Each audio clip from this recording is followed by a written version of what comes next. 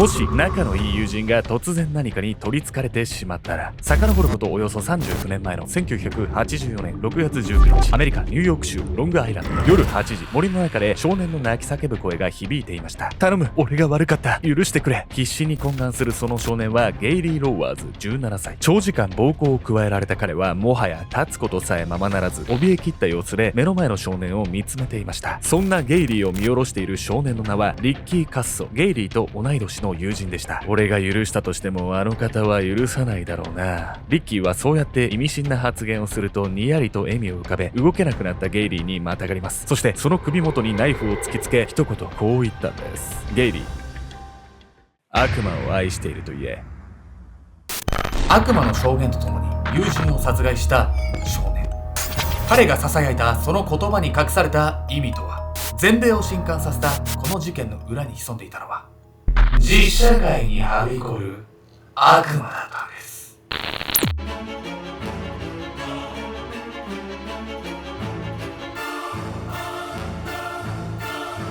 おっそす、バーに行ったらモヒートを飲むよ、ケンちゃんです。普段は天使、恋の駆け引きは小悪魔、闇闇子です。本日はアメリカで起こった猟奇的な殺人事件について。この事件なんとですね、犯人が犯行時にあるものに取り憑かれたとして全米で話題になった事件なんです。心霊的な何か、それに取り憑かれて人でも殺しちゃったってこと？多くの人からそう思われてたんですけど、実際のところどうなんだというところで、遺体が発見されたシーンから見ていきたいと思います。そしてその発見された遺体というのは、およそ人間の所業とは思えないありさまになっていたんです。そそのかすもの。遡ることおよそ39年前の1984年7月4日、アメリカ・ニューヨーク州ロングアイランド。その日、ロングアイランドの北端ノースポートの静かな森に多数の警官が集まっていました。きっかけは数日前、警察に寄せられた次のような通報でした。友達が人を殺したって自慢してるんだ。通報してきたのはまだ10代の少年でしたが、同じように話す少年が複数現れたため、警察は現場の森を調査することにしたんです。そして現場を確認した警察はこの後すぐに事態の深刻さを悟ることになります。おい、人が倒れてるぞ。森の奥へ進むうち、警官たちの目に飛び込んできたのはうつ伏せに倒れている少年の姿。警官たちはすぐに少年に駆け寄り、その様子を伺います。これはひどい。少年の顔を覗き込んだ瞬間、思わず目を背ける警官。そう、少年の顔は原型をとどめないほどぐちゃぐちゃに潰されていたんです。このほか少年は全身をめった刺しにされ、遺体は激しく損傷していましたが、傍らに転がっていた遺留品からすぐに身元が特定されます。殺害されたのはゲイリー・ローワーズ17歳。地元でも悪名高い不良グループの一員で、警察にもよく知られていた非行少年でした。不良グループの一員だったってことはさ、喧嘩かなんかしてめちゃくちゃされたってこと？それにしても顔ぐちゃぐちゃになるまでって相当ひどいけどね。そうですよね。結果ああなったんだっていうこともなんかさらに驚きというか怖さがありますよね。この後不良グループの聞き込みから犯人はすぐに判明するんですけれども、なんと少年たちからね、ちょっと気になる証言も出てくるんです。ああ、ゲイリーを殺したやつのことだろう。俺も死体を見せられたよ。そう話すのは被害者ゲイリーの友人。そして彼が犯人として名指しした少年の名はリッキー・カッソ17歳。不良グループの中でもキングと呼ばれ一目置かれていた少年でした。さらに遺体を見せられた少年は続けてリッキーに関する不可解な証言をするんです。リッキーは妙なものに取り憑かれていたんだ。だってゲイリーを殺したのはサタンにそう言われたからだって。少年のこの話を聞いた警官は、この事件が単なる不良同士の喧嘩ではないことを察しました。リッキーってやつはひょっとすると誰なのよ、サタンって。誰というか何というかって感じなんですけどね。この言葉の意味を知るにはリッキーの生い立ちから見ていく必要があるんです。狂気の信仰。1967年3月29日、リッキー・カッソは教師の父親とサッカーチームのコーチを務める母親のもとに生まれます。職業柄、近隣住民からも真面目で知られていたリッキーの両親。同時に彼らは敬虔なキリスト教徒でもあり、リッキーも幼少期から頻繁に教会に連れて行かれていたんです。そんな彼が10代を迎えた頃のこと。リッキー、今日も教会でお祈りをするぞ。お前も来なさい。いつものようにリッキーの部屋の扉を開け、そう呼びかけた父親。しかし、リッキーは返事をする素振りすら見せません。それもそのはず。彼の部屋では大音量でヘビーメタルが流れており、父親の声が聞こえるはずもなかったんです。どんな部屋で？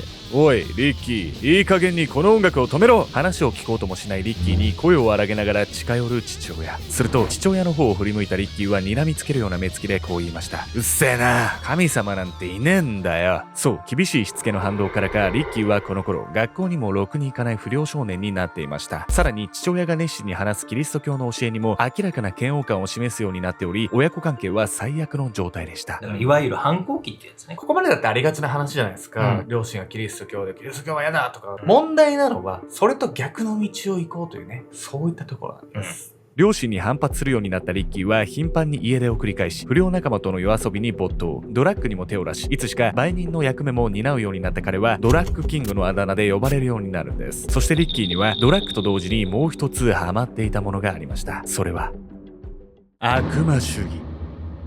敬虔なキリスト教徒だった両親に反発して家を飛び出したリッキーは、彼らが信仰する神とは真逆の存在、悪魔を崇拝するようになっていたんです。さっきサタンがどうのこうのって言ってたのはこのことだった。お察しの通りなんです。というわけで本日のメトラキーワード、悪魔主義について。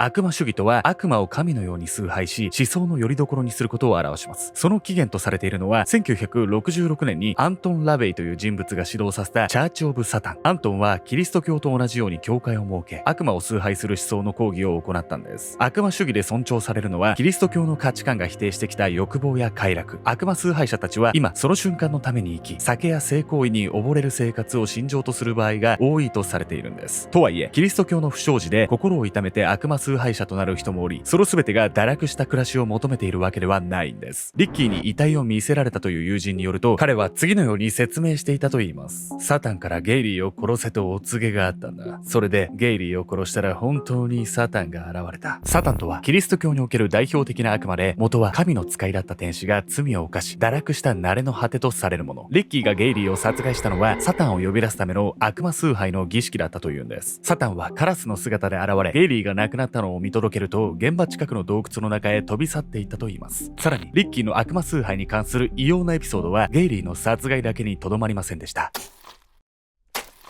1983年、ロングアイランドのある墓地で夜遅く、何やら地面を掘り返すような音が響いていました。おいお前、何をやっている？近隣住民から不審者がいると通報を受け、駆けつけた警官が懐中電灯を向けると、なんとそこではリッキーが墓を漁っていたんです。その場で逮捕された彼は取り調べに際し、次のような供述をします。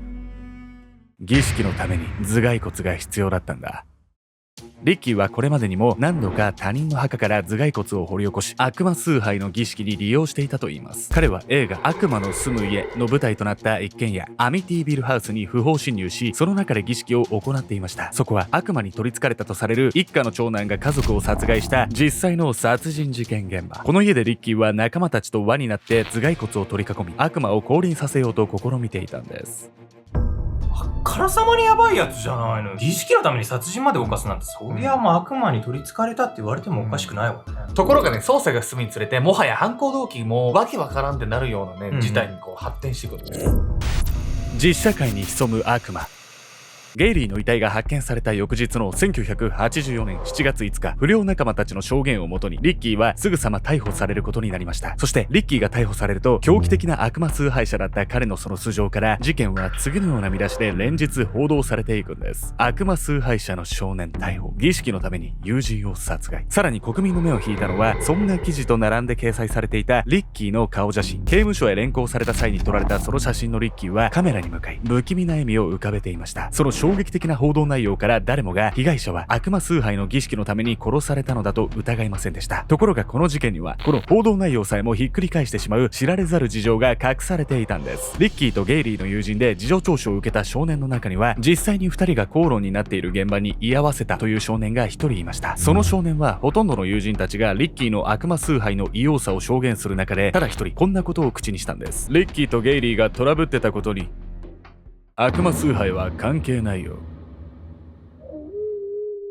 1984年6月19日の深夜、ニューヨーク州ロングアイランドの森の中では2人の少年が激しく言い争っていた。おい、ゲイリー、一体いつになったら金を払うんだ？ゲイリーを睨みつけながら詰め寄るリッキー。リッキーが払えと言っているのは、売人の彼が仕入れたドラッグの代金のこと。実はこの数ヶ月前、ゲイリーは路上で寝ていたリッキーのポケットからドラッグを盗み出し、無断で使い込んでいた。その後、ドラッグが盗まれたことを知ったリッキーは、ゲイリーに何度となく使い込んだ分の返金を求めていたのだ。悪い、今持ち合わせがねえんだ。また今度絶対払うからよ。ゲイリーがそう言ってごまかそうとするのももう何度目かわからない。リッキーの怒りはそののらりくらりとした態度を前にもはや限界を迎えようとしていた。そして突然うめき声を上げ、その場にうずくまるゲイリー。目の前では血の滴ったナイフを携えたリッキーがにやりと笑みを浮かべていた。俺が悪かった。金はすぐに払うから。ゲイリーは慌てた様子でそう言うが、リッキーはその言葉を一周するかのようにこう吐き捨てる。お前のザレ言は聞き飽きた。それからどれだけの時間が経っただろうか。長時間暴行され続けたゲイリーは全身血まみれで、もはや動くことすらままならない状態となっていた。そんな彼に馬乗りになり、リッキーはその耳元でこう囁く。ゲイリー、悪魔を愛していると言え。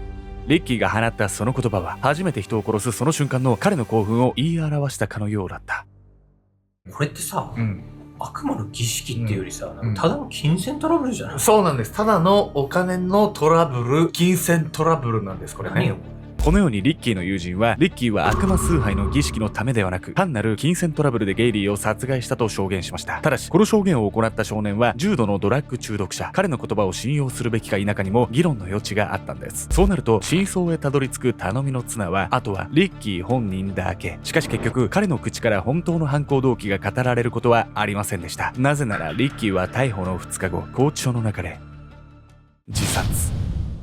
こうしてリッキーが永遠に口を閉ざしたことで、この事件は悪魔崇拝者が起こした猟奇的な事件という衝撃だけを残し、収束を迎えることになったんです。リッキーが事件を起こした1980年代、アメリカには悪魔崇拝者が揃って不審な目を向けられる風潮がありました。最も有名なのは、1983年に発生したマクマーティン保育園事件。カリフォルニア州のマクマーティン保育園に勤務していた悪魔崇拝者の保育士が、園に通う子供たちに性的暴行を働いたとして告発された事件です。この時、性的暴行を受けた子供は実に60人にも上るとされていました。しかし、後にこの性的暴行の事実は告発した母親や子供の聞き込みを担当したセラピストのでっち上げだと判明。当時のアメリカではこうした根も葉もない冤罪事件が生まれるほどに悪魔崇拝者への偏見がはびこっていたんです。リッキーの事件に関しても社会にそんな風潮が渦巻く最中に勃発したもの。時として真実をも歪めてしまう人間の差別意識は悪魔よりずっと恐ろしいものなのかもしれません。